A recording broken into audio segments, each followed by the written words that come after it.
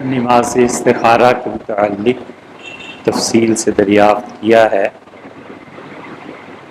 اور اس پہ غالباً پہلے بھی بات ہو چکی، لیکن یہ آخری مرتبہ ہم اس سے بات کریں۔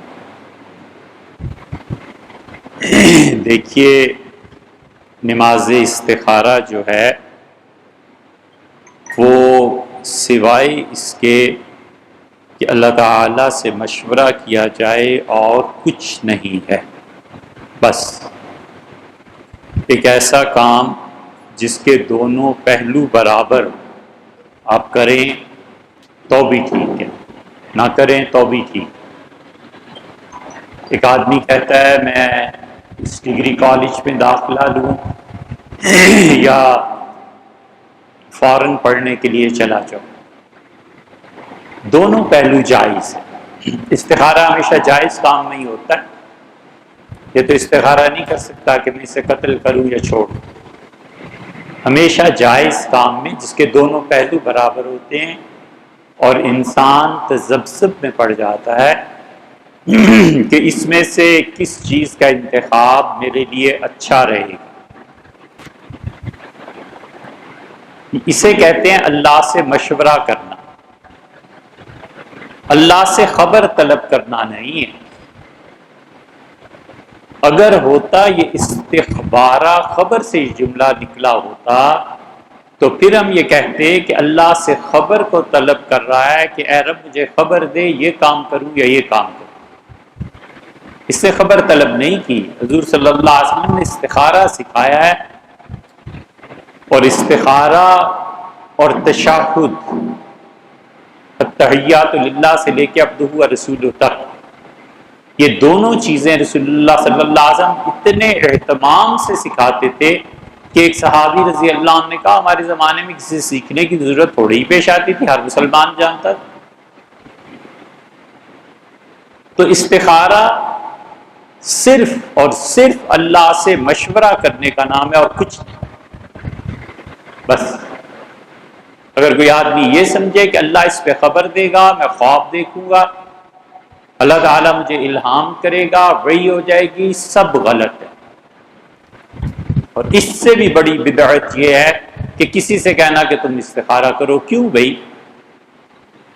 ساری اسلام کی تاریخ کتاب کہیں نہیں ملتا کہ کسی نے کسی سے استخارہ کیا کہا ہو اور وہ استخارے کے کوئی سینٹر کھول لے اور لوگوں کو بتاتے پھریں۔ ہے کیا چیز یار؟ ہم میں سے کون آدمی ہے جو قوت متخیلہ کے غلبے سے پاک ہو؟ خیال انسان کے روپ دھار لیتے ہیں۔ ہم میں سے کون ایسا ہے جس کا دل اتنا صاف شفاف آئینہ ہو کہ اللہ کے فیصلے کو وہ اخذ کر سکے، خدا کے فیصلے کی شبیہ، اور خدا کے فیصلے کا عکس اس کے دل میں آئے؟ کوئی بھی نہیں۔ بعض لوگ اپنے خیالات سے دبے ہوئے ہوتے ہیں، اس لیے جو وہ سوچتے ہیں وہی خواب دیکھ لیتے ہیں۔ اب استخارہ کر رہا ہے یہاں شادی کروں یا یہاں کروں، اور کہیں محبت زیادہ ہے تو وہی خواب میں آنے لگے گی۔ ساس کو اس سے نفرت ہے تو اس کو دوسرا استخارہ ہونے لگے گا۔ کوئی طریقہ نہیں۔ اور ہمیشہ قاعدے کی بات یاد رکھنی چاہیے، جو پابندیاں شریعت نے نہیں لگائی ہیں کیوں آخر اپنے پاس سے گھڑتے ہو؟ نہ دوسرے پہ پابندی لگائے اور نہ اپنے آپ کو اتنا بڑا سمجھے کہ میں اتھارٹی ہو گیا ہوں۔ حضور اقدس صلی اللہ علیہ وسلم نے اتنا کہا کہ جب تمہیں کسی کام کا فیصلہ کرنے میں تردد پیش آئے تو 2 رکعتیں پڑھو۔ کون سی صورتیں پڑھو؟ آپ کی مرضی۔ شریعت نے پابند نہیں کیا۔ حضرت رسالت مآب صلی اللہ علیہ وسلم کا البتہ طریقہ یہ تھا کہ آپ خود جب 2 رکعتیں پڑھنی ہوتی تھی تو عام طور پہ اللہ کی توحید اس میں جمع فرما لیتے تھے۔ پہلی رکعت میں قل یا ایھا الکافرون اور دوسری میں قل ھو اللہ پڑھتے۔ صبح کی سنتوں میں یہی پڑھتے تھے، ظہر کے بعد کی سنتوں میں یہی پڑھتے تھے، مغرب کے بعد کی سنتوں میں یہی پڑھتے تھے۔ جمعے کی جو 6 رکعتوں کے قائل ہیں وہ کہتے ہیں کہ 4 سنت موقدہ کے بعد 2 رکعتوں میں رسول اللہ صلی اللہ علیہ وسلم یہی پڑھتے تھے. احرام باندھنے سے پہلے جو 2 رکعتیں پڑھتے ہیں ان میں بھی یہی 2 صورتیں پڑھتے تھے. اس لیے خیال یہ ہے کہ استخارے میں بھی یہی دو صورتیں پڑھی جائیں. پہلی رکعت میں قل یا ایھا الکافرون اور دوسری میں قل ھو اللہ نہ پڑھیے. کیا ہو جائے گا؟ کوئی گناہ تھوڑا ہی ہے. ہر مسئلے کو مذہبی بنا لینا اور پھر مذہب میں بھی اپنی طرف سے اضافے کرتے رہنا، یہ منصب رسالت ہے. حضرت رسالت مآب صلی اللہ علیہ وسلم کا حق بنتا تھا وہ جس چیز کو کہیں سر آنکھوں پہ، وہ کوئی پابندی لگائیں بالکل شریعت بن جائے گی. اسی اپنے پاس سے گھڑی بھی باتیں. اس لیے پہلی بات تو یہ کہ استخارہ صرف اللہ سے مشورہ کرنا ہے کہ اللہ یہ کام دونوں پہلو برابر ہیں، آپ سمجھا دیجیے. اس استخارے کے بعد کوئی خواب نہیں ہے، کچھ نہیں ہے. آپ نے استخبارہ تھوڑی کہ اللہ خبر تھوڑی دے گا اس کی.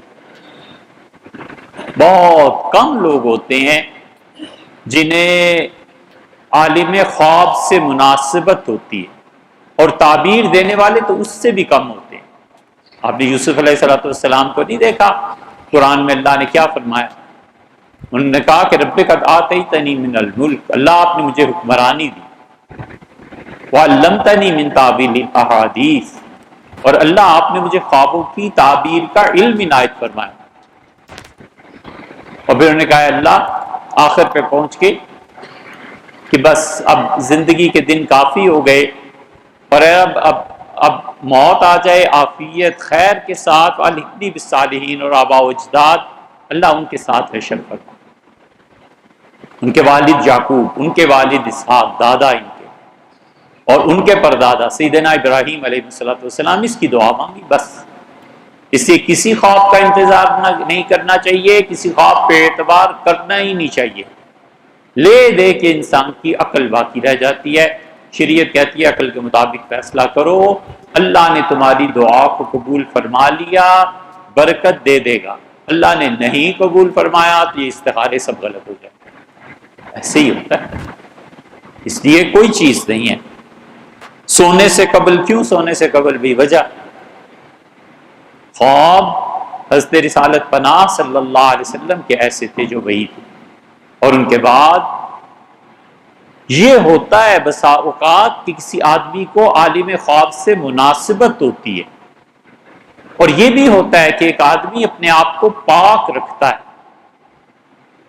مثلاً وہ ہمیشہ وضو سے رہتا ہے، مثلاً وہ ناپاک کپڑے نہیں پہنتا، مثلاً اس آدمی سے عمر بھر زبان سے گالی نہیں سنیں گے، مثلاً اس آدمی کی طبیعت اللہ نے ایسی بنائی ہوتی ہے کہ نفاست کی بھی ایک حد ہوتی ہے. یہ سب چیزیں انسان کی روح کو پاک کرتی ہیں، اور پھر اللہ کا احسان اس شخص پہ ہوتا ہے کہ جو آئندہ پیش آنے والی چیزیں اسے خواب میں دکھا دیتے ہیں. بس کیا ہونے والا ہے، یہ ہو جائے گا. یہی سنت میں. اور کبھی کبھی ایسے بھی ہوتا ہے دوسری چیز کہ آباء و اجداد میں کوئی بہت بڑی شخصیت گزری ہوتی ہے جس نے اللہ کے قرب کو پایا ہوتا ہے، تو اس کی وراثت، اس کی پینشن، اس کے صدقے میں اس کے خاندان میں جتنے لوگ آتے ہیں یہ سب صحیح خواب دیکھتے ہیں. اب وہ کون آدمی ہے بعض جانتے ہیں بعض نہیں جانتے. اللہ کا فضل ایسے بھی ہوتا ہے. اور کبھی کبھی ایسے بھی ہوتا ہے کہ انسان کا منصب اس کو صحیح خواب دکھاتا ہے. کافر ہی کیوں نہ ہو، اگر حکمران ہے تو اس کا خواب ایسے ہی نہیں ہوتا. وہ اللہ کو اپنی مخلوق عزیز ہوتی ہے اسے خواب میں دکھا دیتے ہیں یہ ہونے والا ہے. حضرت یوسف علیہ السلام نے جو بادشاہ جو نوکری کی تھی وہ کافر بادشاہی کی تو تھی. اس کافر بادشاہ نے خواب دیکھا اور سچا نکلا، کیونکہ اللہ کو بہت چیزیں اس میں مقصود تھیں. سیدنا یوسف علیہ السلام آئے، وزارت خزانہ ان کے ہاتھ آئے، قحط اتنا بڑا پڑا ہے، لوگوں کی اس میں مدد کی جائے وغیرہ وغیرہ، یہ سب چیزیں. اور پھر اس خواب کی تعبیر کوئی دے دے، بہت بڑی چیز ہے. یہ ان لوگوں کے نصیب ہیں جنہوں نے اپنے آپ کو پاک رکھا ہوتا ہے. آئینہ جو ہوتا ہے نا روح کا، جب آدمی اس پہ خود سے کیچڑ مل دے تو پھر شکل نظر نہیں آتی. ہمیشہ جو لوگ اپنے دل کو پاک رکھنے کا اہتمام کرتے ہیں، اللہ بڑے بڑے فیصلوں سے پہلے ان کو دکھا دیتا ہے کہ یہ ہونے والا ہے، بھی یہ چیز ہو جائے گی، اس کا عہدہ اور منصب۔ یہ ایران کا بادشاہ کافر ہی تو تھا، رستم کافر نہیں تھا، چیف آف آرمی سٹاف تھا ایران کا، اور سعد رضی اللہ عنہ نے پہلی مرتبہ یہ تجویز پیش کی کہ ایران کو فتح کیا جائے۔ سیدنا عمر رضی اللہ عنہ چپ رہے، 40 دن تک استخارے کے بعد فرمایا، اور سعد رضی اللہ عنہ بھی آ کے بیٹھ گئے، اصرار کیا کہ حضرت ہمیں کر لینا چاہیے۔ 40ویں دن حضرت سعد رضی اللہ عنہ کہتے تھے تشریف لائے مسجد نبوی اور کہا، سعد جو تم نے کہا تھا میں 40 دن تک اللہ سے استخارہ کرتا رہا ہوں کہ کیا کریں، اتنی بڑی سلطنت سے ٹکر لے لیں، اور آج مجھے شرح صدر ہو گیا ہے کہ ہمیں لڑنا چاہیے، ہمیں ایران سے ٹکرا جانا چاہیے۔ اور پھر سیدنا عمر رضی اللہ عنہ نے شورا بلائی اور فیصلہ فرمائے وغیرہ وغیرہ۔ ادھر یہ بات ہوئی، اور ادھر جب طبل جنگ کا بجا اور مسلمانوں کی فوجوں نے عراق سے حرکت کی آگے جانے کے لیے، تو شاہ ایران کو خبر مل گئی، اس نے رستم کو خط لکھا کہ فلاں صوبے میں ہو تو آؤ اور جلدی کرو، اور مسلمان آ رہے۔ رستم جب آیا تو ان کی اپنی شورا کا اجلاس ہوا، بڑے لوگ شریک ہوئے، یہ کر دیں گے وہ کر دیں گے۔ رستم نے کہا آخر پہ اس نے بادشاہ سلامت زندگی گواہ کہ آپ کے حکم کی خلاف ورزی نہیں کی گئی اور اپنے وطن پہ آنچ نہیں آنے دی، لیکن میں نے ایک ایسی چیز دیکھی ہے جس کے کوئی نہ کوئی معنی نکلتے ہیں۔ تو کیا دیکھا؟ اسی کا بادشاہ سلامت میں نے دیکھا ہے کہ ایک عجیب مخلوق آئی، اور اس نے جتنے ہمارے اسلحے کے ڈپو ہیں ایران کی ایک کونے سے اس نے شروع کیا اور دوسرے کونے تک پوری مملکت میں وہ چابی میرے ہاتھ سے لیتا ہے، تالا لگاتا ہے اور چابیاں مجھ سے چھینتا چلا جا رہا ہے، اور تالا جہاں اسلحے ہمارے ڈپوز پڑے سارے اسلحے کے ڈپوز پہ اس نے تالے لگا دیے ہیں، اور وہ چابیوں کا گچھا اس نے ایک ایسے شخص کے ہاتھ میں دیا ہے جو عجیب و غریب روب کا آدمی ہے، لمبا اس کا قد ہے اور خشک ہے اس کا جسم، اور وہ ایسے جیسے کوئی دیہاتی آدمی جیسے ہوتا ہے ایسا ہے، اور اس نے چابیاں ساری اس کے حوالے کر، اور ہم بیکار ہو گئے۔ بادشاہ نے اہمیت ہی نہیں دی، اور جب حضرت سعد رضی اللہ عنہ نے اپنا پہلا بھیجا ہے وفد ان کی دربار میں، رستم نے اس سے کہا کہ عمر کا حلیہ بیان کرو، اپنے کوئی جو بڑے ہیں تمہارے۔ جب انہوں نے ان کا حلیہ بیان کیا تو اس سے کہا کہ قسم ہے یہی شخص تھا۔ تو بادشاہ نے کہا لڑیں گے لیکن آپ دیکھ لیں ہوگا کیا۔ اور بادشاہ نے کیا کیا، مٹی اٹھائی زمین سے، ایک ٹوکری میں ڈالی، پہلے سپری پلانٹ تھا نا، اور ٹوکری مٹی سے بھری، اور اس کو کہا حضرت ربی رضی اللہ عنہ سے ان کو کہا سر پہ رکھو اور لے جاؤ۔ یہ دوسرے کو ذلیل کرنے کا طریقہ تھا، لیکن پازیٹیو سوچ ختم کی حضرت سعد رضی اللہ عنہ پہ۔ انہوں نے جا کے کہا، مینوان بیان کیا کہ حضرت یہ ہوا ہے، اور یہ ہے وہ مٹی جو انہوں نے میرے سر پہ لاد دی تھی۔ سیدنا سعد رضی اللہ عنہ نے کہا جنہوں نے اپنی زمین کی ایک ٹوکری دے دی ہے، کل پوری زمین بھی ہمیں ہی دیں گے، بے فکر ہو، بہت اچھی فال لی ہے۔ تو یہی ہوا۔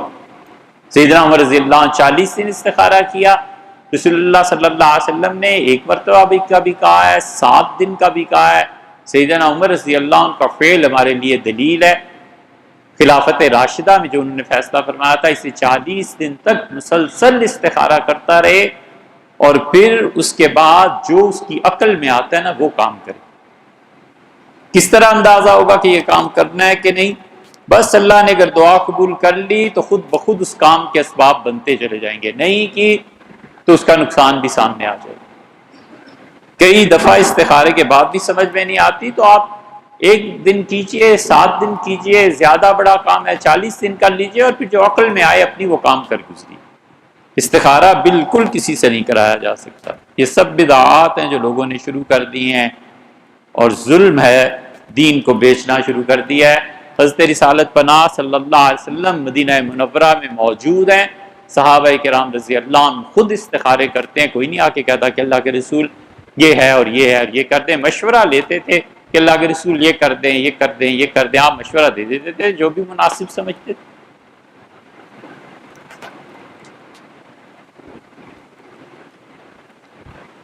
ہمارے نزدیک امام کے پیچھے قرات نہیں ہے. نماز میں امام کے پیچھے قرات نہیں. امام جو قرات کرتا ہے وہ مقتدی ہی کی قرات ہے. یہ اجتہاد کا مسئلہ ہے. باقی ائمہ اس بات کے قائل ہیں. امام شافعی رحمۃ اللہ علیہ اس بات کے قائل ہیں کہ فاتحہ پڑھی جائے. امام احمد ابن حنبل رحمۃ اللہ علیہ بھی اسی بات کے قائل ہیں کہ مقتدی کو فاتحہ پڑھنی چاہیے. حرمین شریفین میں آپ کے ائمہ کبھی کبھی جو سمجھدار ہوتا ہے وہ بڑی رعایت کرتا ہے. ثنا کا وقفہ اتنا طویل کر دیتا ہے کہ اگر کوئی آدمی ثنا، تعوذ، تسمیہ اور فاتحہ پڑھنی چاہے سب پڑھ سکتا ہے. ہر مسلک کے لوگ ہوتے ہیں نا، بڑا اچھا وہ کرتے ہیں یہ. اور خود وہ پڑھتے ہیں نہیں پڑھتے یہ انہیں تو پڑھنا ہی ہے، اس لیے کہ وہ امام جو ہے حنفی فقہا اس سے منع کرتے ہیں. وہ کہتے ہیں حضور اقدس صلی اللہ علیہ وسلم نے یہ جو فرمایا ہے نا کہ فاتحہ کے بغیر نماز نہیں، یہ کس کو کہا ہے؟ اکیلا پڑھنے والے کو، مقتدی کو، جس کی جماعت میں کوئی رکعت رہ جائے اس کو. یہ سب اجتہادی چیزیں. اگر کوئی پڑھتا ہے تو ٹھیک کرتا ہے یار، اچھا کرتا ہے، اس پہ کیا اعتراض ہے؟ اس کے پاس بھی دلائل ہے. نہیں پڑھتا تو اس میں حرج کیا ہے؟ اس کے پاس بھی دلائل. عبداللہ ابن مسعود رضی اللہ عنہ نہیں پڑھتے تھے. اب کوئی کہے گا کہ ابن مسعود کی نماز. سیدنا علی حضرت سعد رضی اللہ عنہ کہتے تھے مجھے پتہ چل جائے کوئی امام کے پیچھے فاتحہ پڑھتا ہے اور قرات کرتا ہے، میں اس کے منہ میں انگارے بھر دوں، مت پڑھو. سیدنا عمر رضی اللہ عنہ سے پوچھا گیا امیر المومنین نے فرمایا میرا جی چاہتا ہے پتھر ڈال دوں اس کے منہ میں تاکہ زبان ہی نہ ہلا سکے. انہی کے فیصلے کو امام ابو حنیفہ رحمۃ اللہ نے لے لیا. جو چیزیں اجتہاد ہوتا ہے نا، اس میں یہ نہیں ہوا کرتا کہ 100% معاملہ ایک ہی طرف ہے. سمجھنے والے کی قوت فہم پہ ہے کہ وہ کیا لیتا ہے. سیدنا عمر رضی اللہ عنہ نے سورہ حج کی تلاوت کی، اور سورہ حج کی تلاوت کے بعد وہ ممبر سے نیچے اترے اور انہوں نے کہا جماعت بناؤ اور سجدہ کرو اللہ کو. لوگ صفوں میں کھڑے ہوئے، امیر المومنین نے بھی سجدہ کیا، صحابہ رضی اللہ عنہ نے سجدہ کیا. اگلے ہفتے پھر انہوں نے یہی سورت پڑھی اور انہوں نے کہا کہ اگر ہم کر لیں تو بھی ٹھیک ہے اور اگر نہ کریں تو بھی ٹھیک ہے. اس حدیث کو جب امام شافعی رحمۃ اللہ تک یہ روایت پہنچی تو انہوں نے کہا اس کا مطلب یہ ہے کہ ہم اس سورہ مبارکہ میں جو 2 سجدے آئے ہیں، دوسرے سجدے پہ فرمایا تھا کہ ہم کر لیں تو بھی ٹھیک. انہوں نے کہا یہ جو دوسرا سجدہ ہے اس پہ فرمایا تھا تو یہ جماعت کے متعلق فرمایا تھا کہ جماعت کر لیں، لوگوں کو کھڑا کر دیں تو بھی ٹھیک ہے، نہ کھڑا کریں تنہائی میں سجدہ کر لیں تو بھی ٹھیک ہے. تو انہوں نے دوسرے سجدے کو ضروری قرار دیا اور جماعت کو ترک کر دیا. امام ابو حنیفہ رحمۃ اللہ فرمایا جماعت کے متعلق آتا تو سجدہ کون سا وہ ضروری ہے؟ کچھ بھی نہیں. امام صاحب نے سجدے کے متعلق، حضرت عمر رضی اللہ سجدے کے متعلق کہا کہ کریں نہ کریں. انہوں نے کہا نہیں، حضرت نے جماعت کے متعلق کہا. اب یہ اجتہاد ہو گیا، اس لیے سورہ حج کا جو دوسرا سجدہ ہے اس پہ لکھا ہوا تھا سجدہ تو عند شافعی. امام شافعی رحمۃ اللہ علیہ اس پہ سجدے کا حکم دیتے ہیں. اب امام مالک رحمۃ اللہ علیہ کل 11 سجدوں کا کہتے ہیں. قرآن میں 11 سجدے ہیں. شافعی کہتے ہیں 14 اور ہم کہتے ہیں 14. امام شافعی کہتے ہیں سورہ صاد والا سجدہ نہیں ہے، ہم کہتے ہیں ہے. وہ کہتے ہیں سورہ حج میں 2 سجدے ہیں، ہم کہتے ہیں 1 سجدہ ہے. یہ سب اجتہادی چیزیں.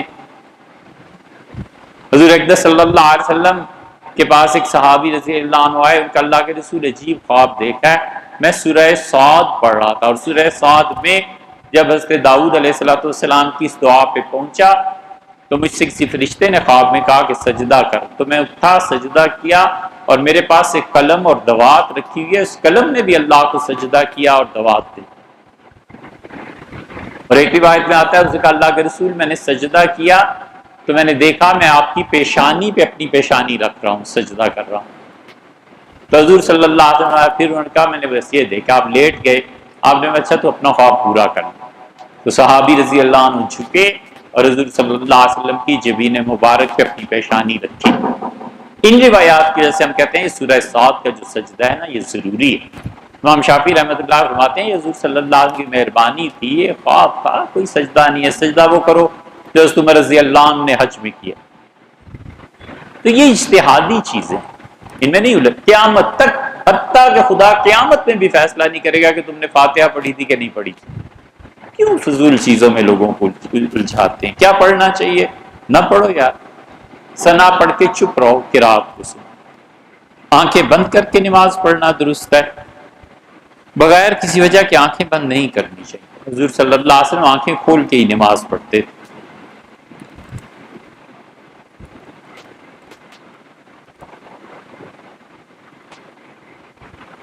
آنکھیں بند کرنے کو فقہا نے مکروہ لکھا ہے، اور اجازت اس کی بھی دی ہے کہ کبھی کبھار کسی آدمی کا دل نہ لگے اور کبھی کبھار ایسے کرے تو کوئی حرج نہیں۔ آپ کے دوست، ان کی اہلیہ، آپ کے دوست سنی ہے، ان کی اہلیہ شیعہ ہیں، کورٹ کے ذریعے طلاق ہوئی 25 دن پہلے، ٹھیک، ابھی دوست اگر دو چار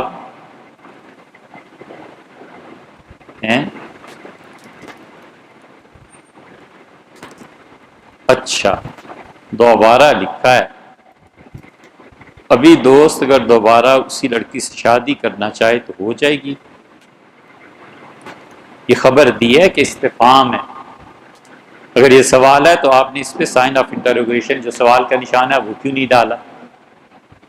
دیکھو بھیا، حضرت رسالت مآب صلی اللہ علیہ وسلم جنازے میں تشریف لے گئے، اور جنازہ آپ کے بیٹے کا تھا، ابراہیم کا۔ ابراہیم کی کتنی عمر ہوئی؟ 1.5 سال کی ہوئی، کم ہوئی، زیادہ ہوئی؟ تو رسول اللہ صلی اللہ علیہ وسلم جب اپنے بیٹے کو لٹانے لگے نا قبر میں، تو کچھ چھوٹے چھوٹے کنکر پڑے ہوئے تھے، تو ارشاد فرمایا اس قبر کو صاف کرو، اور جب بالکل اچھی طرح زمین صاف ہو گئی تب اپنے بیٹے کو لٹایا۔ بہت چیزیں اس طرح کی ملیں۔ ایک صحابی رضی اللہ عنہ کہتے ہیں کھانے کی ڈش ٹرے آیا اور میں ادھر سے کھانے لگا تو میرا ہاتھ پکڑ لیا رسول اللہ صلی اللہ علیہ وسلم نے فرمایا کہ لڑکے تمہارے منہ کے سامنے جو حصہ ہے بس اس سے کھاؤ۔ یہ سب آداب و طریقے۔ مسئلہ یہ ہے بھیا کہ وہ جو خاتون تھی وہ مسلمان بھی تھی یا نہیں؟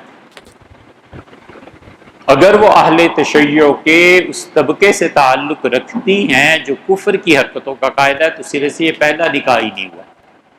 جب پہلے ہی نکاح نہیں ہوا تو پھر طلاق کیسی اور دوبارہ شادی کیسی؟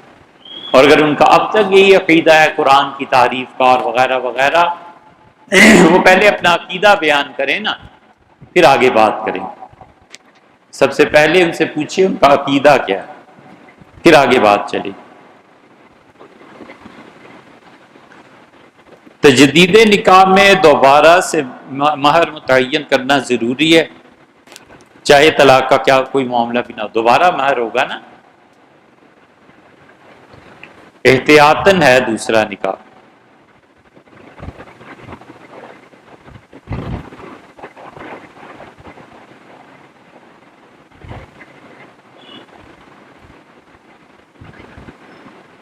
آفس میں پینٹ شرٹ لباس ضروری ہے، شریعت کی روح سے اسے استعمال کر سکتے ہیں، کیا کہیں؟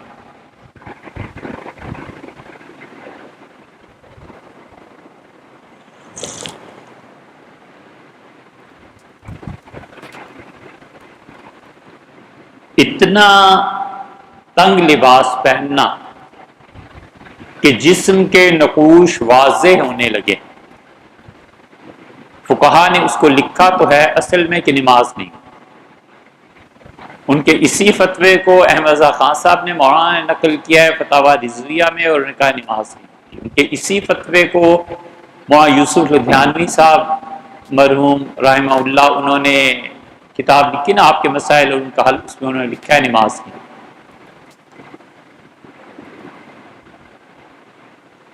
ہم یہ کہیں تو اس وقت لاکھوں ہی نہیں کروڑوں مسلمان ایسی نماز پڑھتے ہیں، پورا امریکہ، یورپ، آسٹریلیا، سب کے سب، کیسے کہیں نماز نہیں ہوتی؟ پینٹ کے پانچے فولڈ کر کے نماز پڑھنا اور ٹخنوں کو ٹخنوں سے اوپر لباس رکھنا یہ کیا ہے، یہ بہت تفصیل سے آپ سے عرض کر چکے. اس کا خلاصہ یہ ہے کہ کوئی سوچے کہ نیت پھر یہی ہے کہ ٹخنوں سے نیچے کا لباس پہننا ہے. اگر یہ گناہ ہے تو گناہ کی نیت گناہ نہیں ہے کہ نماز کے بعد پھر یہی حرکت کریں گے. اسے ہم نے اپنی صرف ذاتی رائے آپ سے عرض کی تھی، یہ نہیں کہا کہ فتویٰ اس بات پہ ہے، لیکن ہم نے یہ ضرور کہا کہ فتویٰ اس بات پہ دینا چاہیے.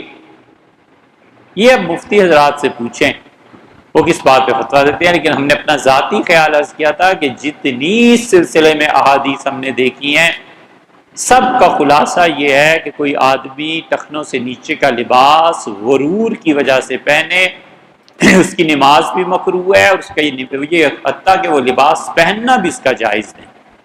وجہ کبر ہے. اس کے بعد ہم کہتے ہیں اب کبر وہ رہا نہیں جو چیز تھی. امریکہ کا پریزیڈنٹ بھی وہی لباس پہنتا ہے جو ان کے یہاں سویپر پہنتا ہے. کسی آدمی کے وہم و گمان میں بھی نہیں ہوتا کہ یہ ٹخنوں سے نیچے کا لباس اس لیے ہے کہ میں بہت بڑا آدمی اور باقی پبلک ایسے نہیں ہے، سب پہنتے ہیں. اسی یہ قید لگانا کہ ٹخنے براہنہ ہوں جبکہ نماز پڑھنے والے کے دل میں وسوسہ بھی نہیں ہے کہ میں جو باقی لوگ ہیں ان سے بہتر ہوں، کیسے یہ ہم کہیں. اور اس کی واضح دلیل سیدنا ابو بکر رضی اللہ عنہ ہے. انہوں نے کہا اللہ کے رسول میرا تہمد جو باندھتا ہوں کہ کبھی کبھی ٹخنوں سے نیچے چلا جاتا ہے، تو رسول اللہ صلی اللہ علیہ وسلم نے یہ نہیں کہا کہ تم گناہ کی، آپ نے فرمایا ابو بکر تم ان لوگوں میں سے ہو جن کے دلوں میں کوئی کبر نہیں، کوئی غرور نہیں. تو جو لوگ ٹخنوں سے نیچے کی شلوار پہنتے ہیں کیا اس لیے ہوتا ہے کہ وہ سمجھتے ہیں باقی تو پہن نہیں سکتے لہٰذا میں ہی پہن. جس غرور سے منع فرمایا ہے نا وہ یہاں نہیں پایا جاتا ہمارے. اس پہ کئی مہینے دن نہیں کئی مہینے تک ہم بھی رہے، اور ہم نے بعض دوستوں کو کہا فلاں کتاب دیکھو فلاں دیکھو. کئی مہینوں کے پڑھنے کے بعد اس نتیجے پہ پہنچے ہیں. اس کے باوجود یہ کہتے ہیں کہ فتویٰ ہم نہیں دیتے اس بات پہ. ہم یہ کہتے ہیں کہ اگر کوئی کرتا ہے اس طرح سے نماز پڑھتا ہے ٹخنے ٹھپے رہتے ہیں کوئی حرج نہیں. اور اس کے ساتھ ساتھ دو باتیں اور بھی. ایک یہ کہ آپ کو جس مفتی صاحب کے فتوے پہ اعتماد ہو تسکین ہو ان سے مسئلہ دریافت کر لیجئے، اور اگر یہ تحقیق غلط ہو گئی اور اگر یہ بات غلط ہے اللہ تعالیٰ معاف کرے. فتویٰ بڑی عام چیز ہے، اللہ معاف کرے اگر یہ غلط ہے.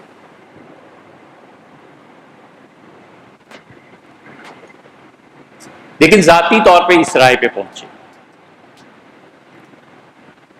پھر عالم اسلام کے ایک بڑے محقق تھے، ہم نے ان سے بھی بات کی، عرب تھے لیکن اندازہ تھا کہ اللہ تعالیٰ نے علم عنایت فرمایا، تو ہم نے ان سے فون پہ بات کی. کوئی آدھ گھنٹہ بات ہوتی رہی. ہم نے کہا یہ چیزیں ہیں، یہ چیز ہے، یہ فلاں جگہ یہ فلاں جگہ، تو آپ کیا کہتے ہیں؟ کہنے لگے مجھے اطمینان ہے اس تحقیق پہ، سچ کہتے ہو لیکن ہم نہیں کہہ سکتے. میں نے کہا اس کی وجہ؟ انہوں نے کہا اس لیے کہ یہاں پر حکومت پہ جن علماء کے اثرات ہیں وہ بہت زیادہ اس بات کا اہتمام کرتے ہیں. اگر ہمارا فتویٰ ان کے خلاف ہو گیا ہماری چھٹی ہو جائے گی. ہم مجبوری کی وجہ سے نہیں کہہ سکتے، لیکن آپ جو کہتے ہیں صحیح کہتے ہیں.